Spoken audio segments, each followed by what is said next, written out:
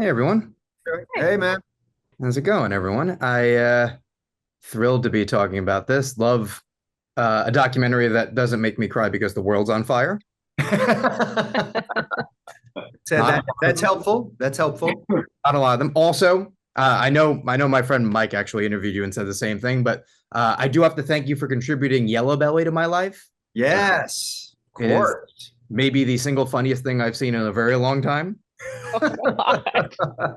Yeah, I mean, I had someone say literally they thought it was the funniest thing they've seen all year, like in a movie. And I'm like, really? Because that was from, the 70s. That's awesome. But no, I'm so happy that Yellow Belly is getting its proper. Yeah, I actually think that was Mike Ryan, my friend, in the interview at TED. Oh, well, fabulous. Oh, I am not lying when I say at parties at the festival, he was showing it to people and we were talking about it and showing it to people. that's great. It Oh has, wow. it has become part of like weekly movie night, like between movies. Let's watch Yellow Belly. Oh, Like that's great. Oh my it's perfect. gosh. Uh, Um, the I'm glad. for Chris and Jennifer, like obviously it's weird, right, to see something about your family and about your dad and have you be in it, but also, that was life, right? You would have people come up to you and talk to you about it, both when you were kids and now. Like, how do you kind of process that and deal with it? Because it's weird, but also it's part of your life. Like if you're in school and a movie comes out that he's in, like your friends will probably bring it up. Like, how do you kind of just have that not be the only thing people want to talk about because you guys are full people as well? Whoa, that's a tough question. You put it so perfectly. It was just our life, and yet it Yeah. was weird. And that's kind of how our friends experienced it as well. It was like a lot of people don't know who our dad is, at least in like, high school and college, unless you bring it up. So that's a fun game to play too when they figure it out.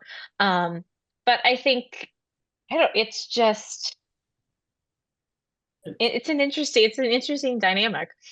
Yeah, it is. But I think you go through life and you balance how much of his life you want to kind of go Yeah. into and put forward. But this documentary was a great opportunity to just go all in and be there for him and have his back, and help tell his story. Oh yeah, and I think because with anyone, any artist, I think that someone responds to. And Colin, I'm sure you've had similar things in your life. Hi, thanks for not talking about me while you're pretending to talk about me. That's fun. Thank you for that. Yeah, thanks for actually saying my name and not Yeah. his accidentally. Yeah.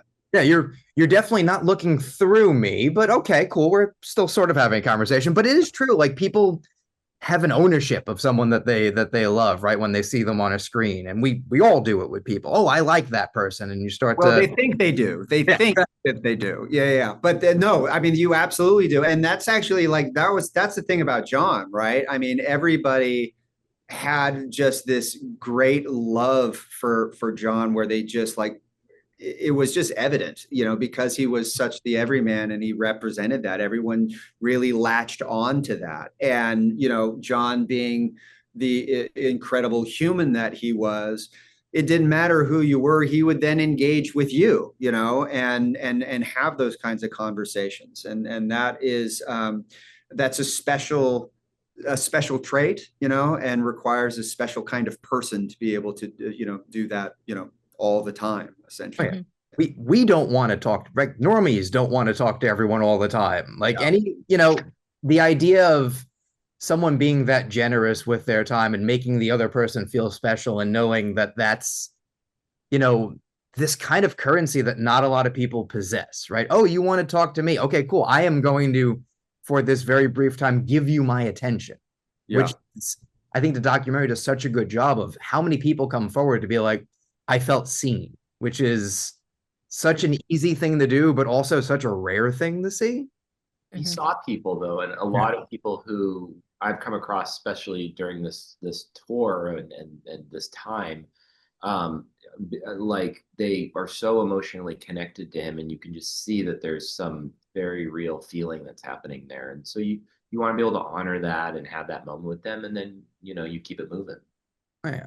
And you hear about movies that you're like, oh, I know that wasn't the thing that maybe he would have been the proudest of, or like that's a movie I haven't even really thought about since it came out, but you know that for some reason that's super important to that person. Sure. And you know, Well, Yellow Belly, right? Like, Right. I don't think Yellow Belly is necessarily the best example of John's comedic taste and skill on SCTV. There's hundreds of others in which you could say that's probably a better representation of John than Yellow Belly. But because Conan then took ownership of that moment, that is an example of what we're talking about, right? Where all of a sudden, all right, Yellow Belly, we're going to show all of Yellow Belly in this movie.